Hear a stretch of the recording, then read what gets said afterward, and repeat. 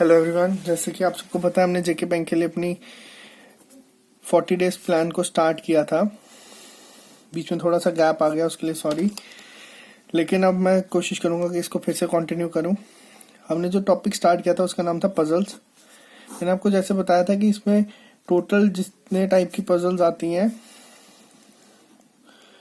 Exam में उनके बारे में आपको बता देता हूँ। 4 टाइप की पजल्स एग्जाम में आपको देखने को मिलेंगी। एक फ्लोर बेस्ड होती है जो मैंने आपको लास्ट टाइम बिल्कुल बेसिक एग्जांपल से करवाया था। एक पैरामीटर सिटिंग में मैंने आपको बोला था कि 2 टाइप की आती हैं, लीनियर और सर्कुलर, या फिर रेक्टेंगुलर आ जाती है कभी कभार, और लीनियर में भी कभी कभार आ जाता है सिंगल रो या फिर डबल रो। मैं बिल्कुल बेसिक आपको एक एक एग्जाम्पल करके समझाऊंगा।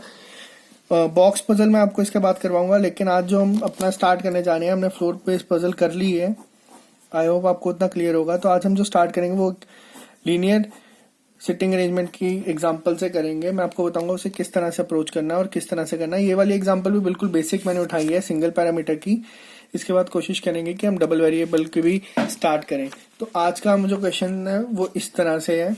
जिन लोगों ने ये पढ़ा हुआ है वो इस वीडियो को पॉज करें, इस वीडियो को स्टार्टिंग में ही खुद एक बार ट्राई करें अगर आपने ये पढ़ा हुआ है तो। जिन्होंने नहीं पढ़ा हुआ उनके लिए मैं बिल्कुल बेसिक एक सिटिंग अरेंजमेंट की प्रॉब्लम लेके आया हूँ कि इसे किस तरह से करना है। बिना टाइम वेस्ट करते हुए हम ये स्टार्ट करते हैं। इसमें लिखा है कि 8 friends JKLMNOPQ are seated in a straight line. जैसे कि यहाँ पे आपको दिखा है कि एक ही लाइन के लिए इन्होंने बोला है फेसिंग नॉर्थ। ये मैंने बिल्कुल बेसिक टाइप की पजल उठाई है। इससे एक स्टेप ऊपर जाएंगे तो वो कर देंगे सम आर फेसिंग नॉर्थ और सम आर फेसिंग साउथ। वो थोड़ा डिफिकल्टी लेवल बढ़ाने के लिए मैं उस पर भी एक पजल आपको करवाऊंगा। फिलहाल स्टार्ट हम करते हैं बिल्कुल इजी वाली से, but not necessarily in the same order, कि सेम ऑर्डर में नहीं है। तो अब जितनी हमें डिटेल्स दी हैं, जितनी मैक्सिमम पॉसिबिलिटीज बनेंगी, कंडीशंस बनेंगी, हम उनको बनाएंगे। और उसके बाद आप खुद देखते जाएंगे कि बाकी सब कैंसिल आउट होती जाएंगी और एंड में एक बचेगी। आराम से इस पजल को करना, बिना जल्दबाजी करे, एक एक स्टेटमेंट को ध्यान से पढ़ के। यहाँ पे इन्होंने गिवन है कि n sits third to the left of O। मैंने आपको बताया था sitting arrangement order and ranking और डायरेक्शन में कि अगर नॉर्थ फेस कर रहे हैं तो उनका लेफ्ट ये है और उनका राइट ये है। अगर इनके इस पजल में उन्होंने लिख दिया होता कि they are facing north south तो उसका इस तरह से बनता, यहाँ पे जो होता वो उसका राइट होता और ये जो होता वो उसका लेफ्ट होता। मैं ये तो नॉर्थ ही है, लेकिन मैं अगर आपको बताता हूँ ये साउथ की कंडीशन में अगर गिवन होता तो हम इसको किस तरह से बनाते। n sits third to the left of O, n sits third to the left of O, बीच में 2 का गैप। ये इसकी कंडीशन नहीं है, मैं सिर्फ बता रहा हूँ कि अगर साउथ में लिखा होता है। ये जो लोग अभी ये वीडियो स्टार्ट ही इसी वीडियो से करें वो पहले ऑर्डर रैंकिंग और डायरेक्शन की वीडियो देख लें, मैंने उसमें काफी हद तक क्लियर करा है। अब हम इसी पजल पे आते हैं। And sits third to the left of O। हमें पता है कि दे आर फेसिंग नॉर्थ। मैंने आपको बताया था कि अगर थर्ड वर्ड यूज किया है तो यानी कि इनके बीच में कितने लोग होंगे, 2। किस तरह से मैं आपको बताता हूँ। And sits third to the left of O, यानी कि फर्स्ट सेकेंड थर्ड। इतना क्लियर है। अब O के बाद क्या है, हु। मैंने आपको बताया था जब ये वर्ड हु कॉमा के बाद या कहीं पे भी हो तो वो किसके लिए इंडिकेट करता है, इसके लिए। Who sits at one of the extreme end of the row, यानी कि इन्होंने यहाँ पे हमें क्लियर कर दिया है कि ये एक्सट्रीम एंड है। और इन्होंने हमें टोटल कितने लोग दिए हैं, 8। तो हम बिना टाइम वेस्ट करते हमें पता अगर ये है 2 3 4, तो यानी कि बाकी 4 लोग भी इसी डायरेक्शन में बैठे होंगे। जितना हमें यहां से क्लियर हुआ हमने वो बना दिया है। अब यहाँ पे क्या है, neither n nor O is an immediate neighbour of L, यानी कि जो हमारा L है वो N और O का इमीडिएट नेबर नहीं है, यानी कि वो इनके साथ ही नहीं बैठा। यानी कि L यहां नहीं बैठ सकता, L यहां नहीं बैठ सकता, L यहां नहीं बैठ सकता। तो पॉसिबिलिटीज कितनी बनी, 3।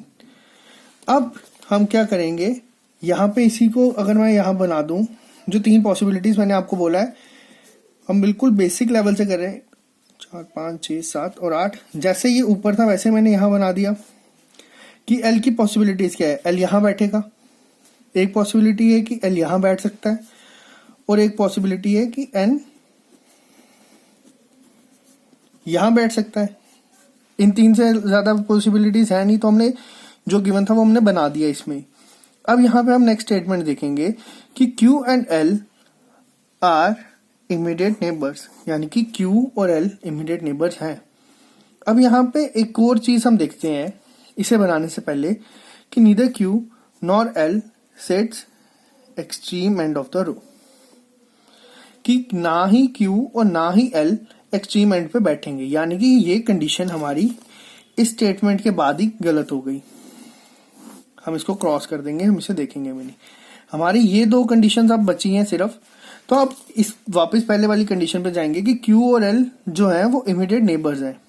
पॉसिबिलिटी क्या है कि या तो Q हमारा यहाँ बैठ सकता है, और एक पॉसिबिलिटी हम अगर बनाए सेम हम इसी तरह से बना देंगे जो नीचे था, और एक पॉसिबिलिटी होगी कि Q हमारा यहाँ बैठेगा।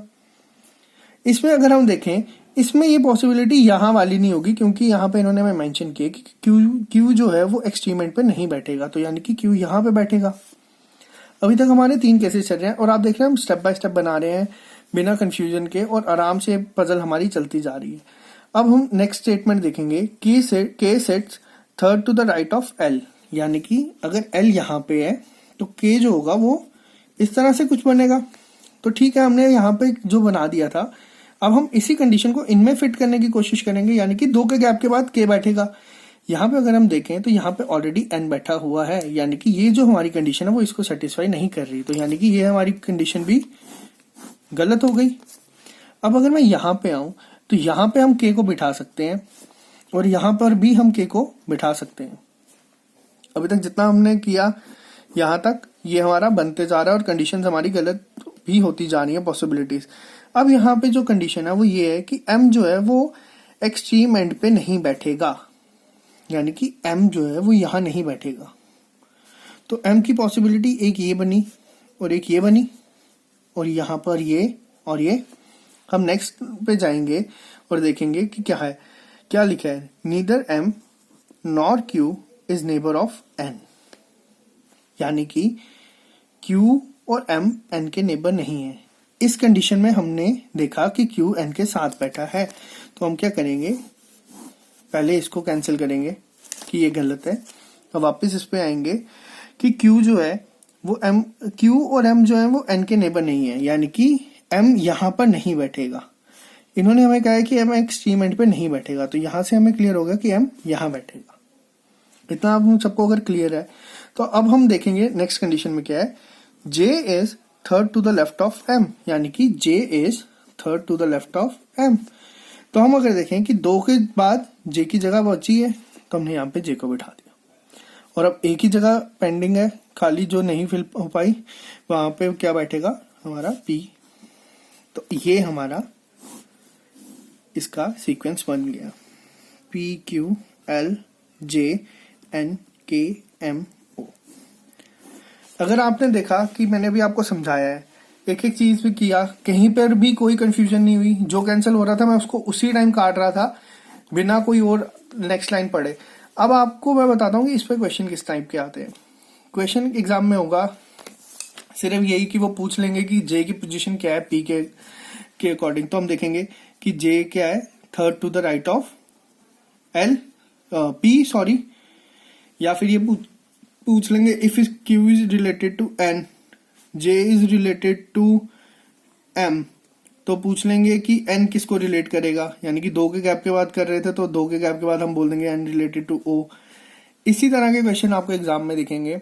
बैंकिंग एसोसिएट में मुझे जहां तक लगता है कि सिंगल पैरामीटर ही होगा, लेकिन अब मैं आपको बता देता हूं कि जो अब हम अभी तो मैंने आज जो स्टार्ट आपको कहा है कि हम बिल्कुल बेसिक से करेंगे, तो इतना मुझे लगता है कि आपको क्लियर होगा कि इन लीनियर सिटिंग अरेंजमेंट को किस तरह से बनाना है और किस तरह से करना है। मैं कोशिश करूंगा कि नेक्स्ट जो वीडियो आएगी उसमें मैं आपको सर्कुलर का एक बेसिक आइडिया दे दूं कि सर्कुलर को किस तरह से अप्रोच करना है। उसके बाद मैं आपको एक बार पहले रीजनिंग का बेसिक बता दूंगा पजल्स का, तो हमारी पजल्स ऑलमोस्ट डन हो जाएगी। साइलॉगिज्म बचेगा, उसके लिए मैं वीडियो बना दूंगा। फिर उसके बाद मैं क्वांट को कंप्लीट करवा के आपको फिर उसके बाद जो वीडियो आएगी वो आएगी कि मॉक टेस्ट किस तरह से देने हैं और वो रोज का कौन सा देना है या क्या देना है वो हम सब एक साथ ही एक ही साइड के देंगे, मैं ग्रुप में बता दूंगा। और उसके बाद जो हम करेंगे वो मैं जब अगर जितने भी हमारे पास 10 से 12 दिन बचे, मैं कोशिश करूंगा कि मैं आपको इन सारी बेसिक पजल से एक लेवल ऊपर की पजल करवाऊं जो आपको मॉक टेस्ट में दिखेंगी। तो फिलहाल आज के लिए मैं इतना ही रखता हूँ, मिलते हैं अब हम नेक्स्ट वीडियो में। तो नेक्स्ट वीडियो में मिलते हैं हम नेक्स्ट पजल के साथ।